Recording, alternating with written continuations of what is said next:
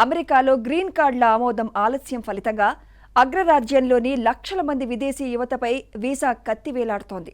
ఇలాంటి వారు దాదాపు 2.5 లక్షల మంది ఉన్నారని, వారిలో భారతీయులే ఎక్కువని అమెరికా అధ్యక్ష కార్యాలయమే స్వయంగా అంగీకరించింది. అయితే ఉద్యోగాల మీద అమెరికా వచ్చే తల్లిదండ్రుల వెంట వారి పిల్లల్ని నాన్ ఇమిగ్రెంట్ వీసా కేటగిరీలో తాత్కాలికంగా అనుమతిస్తారు. పిల్లలకు 21 ఏళ్లు నిండేలోపు తల్లిదండ్రులకు గ్రీన్ కార్డు వస్తే వారికి శాశ్వత నివాసం దొరికినట్లే. అలా కాకుండా 21 ఏళ్లు నిండేలోపు గ్రీన్ కార్డు రాకుంటే వారి తాత్కాలిక డిపెండెంట్ వీసా హోదా రద్దవుతోంది. దీన్నే ఏజ్ అవుట్ అంటారు. వారి పేరు తల్లిదండ్రుల గ్రీన్ కార్డు దరఖాస్తు నుంచి తొలగిపోతుంది.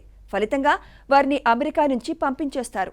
లేదంటే అక్కడే ఉండటానికి మరో రకం తాత్కాలిక వీసాలకు దరఖాస్తు చేసుకోవాలి. అందుకు వీలు లేకుంటే అమెరికాను వదిలి వెళ్లాల్సిందే. ఇక గత నవంబర్ నాటికి 10 లక్షల మందికి పైగా భారతీయులు గ్రీన్ కార్డ్ అనుమతి కోసం ఎదురు చూస్తున్నారని అమెరికా పౌరసత్వ ఇమిగ్రేషన్ సేవల గణాంకాలు వెల్లడించాయి.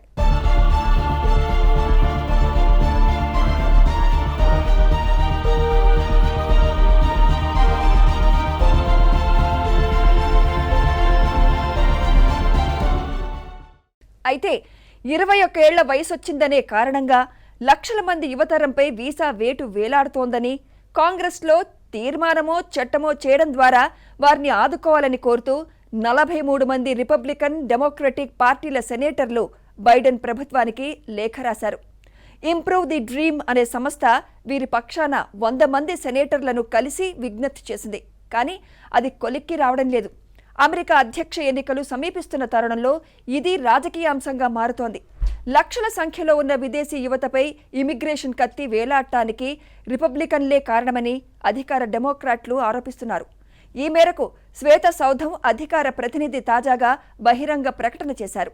ఇక్కడే ఎదిగి, ఇక్కడే చదివి గ్రీన్ కార్డులకు దరఖాస్తులు చేసి అమెరికాలోనే ఉండాలని కలలుగంటున్న విదేశీ యువతను ఆదుకోవాలని మేం ప్రతిపాదించామని పేర్కొన్నారు.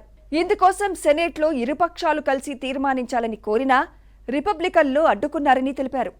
మా ప్రయత్నాలకు 2 సార్లు గండి కొట్టారని వివరించారు.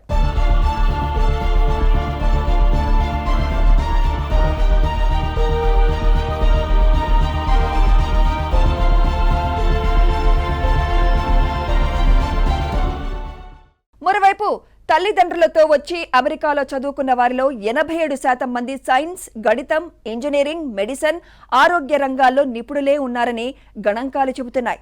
అయితే ఇలాంటి నిపుణులైన యువతను అమెరికా కోల్పోవడం దారుణమని పలువురు అభిప్రాయపడుతున్నారు. అంతేకాదు, ఇదే తమ దేశమని భావించిన వారిని ఉన్నపళంగా దేశాన్ని విడిచి తల్లిదండ్రులు, స్నేహితులను విడిచి వెళ్లిపోమనటం అత్యంత అమానవీయమని అంటున్నారు. వారు అక్కడే ఉండటం ఆర్థికంగా అమెరికాకు లాభదాయకమని, అత్యంత కీలకమైన ఈ అంశంపై రిపబ్లికన్లు, డెమోక్రాట్లు కలిసికట్టుగా మానవీయ దృక్పథంతో ప్రాధాన్య క్రమంలో నిర్ణయం తీసుకోవాలని పేర్కొన్నారు.